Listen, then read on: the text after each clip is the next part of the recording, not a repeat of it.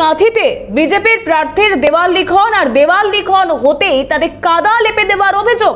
সৌমেন্দু অধিকারীর নামে দেওয়াল লিখন করা হয়েছে আর রাতের অন্ধকারে সেই দেওয়াল লিখনের উপর কাদা লেপে দেওয়ার অভিযোগ।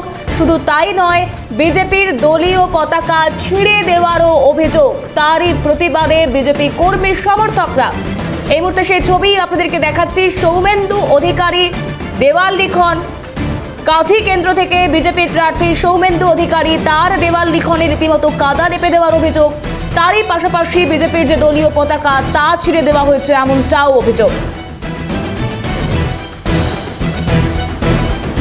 দিনের পর দিন কতিপয় কিছু ছেলে আছে, দিনের পর দিন মদ খাচ্ছে, ঘুরছে, রাতের অন্ধকারে ধমকাচ্ছে, এটাকে মানে ভোট করছে, ভোট প্রভাবিত করার জন্য।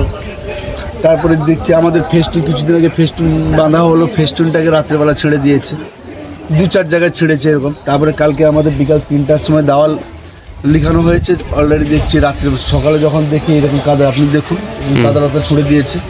এগুলো দিনের পর কিছু তৃণমূলে হারমাত বাহিনী জায়গাও আছে, সেগুলো ঘুরে বেড়াচ্ছে রাতের অন্ধকারে, মদ খাচ্ছে, মদ মাংস হচ্ছে, ইত্যার বাড়িতে ঢিল ছুটছে, এরকম করছে আর কি। আমাদের কর্মী যারা তাদের বাড়িতে ঢিল ছুটছে। এটা কমপ্লেন জানাবেন কোথাও? হ্যাঁ, কমপ্লেন আমি ওদের যে বুথ সভাপতি ওদেরকেও জানিয়েছি, কিংবা গ্রাম সদস্য টিএমসি যিনি স্বপন মাইতি আছে ওনাকেও জানিয়েছি।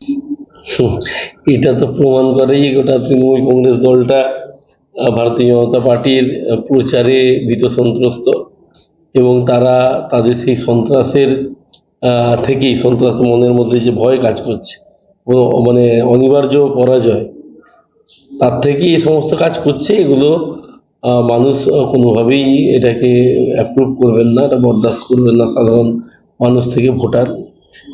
তার প্রতিবাদ তারা করবেন যথাসময়ে।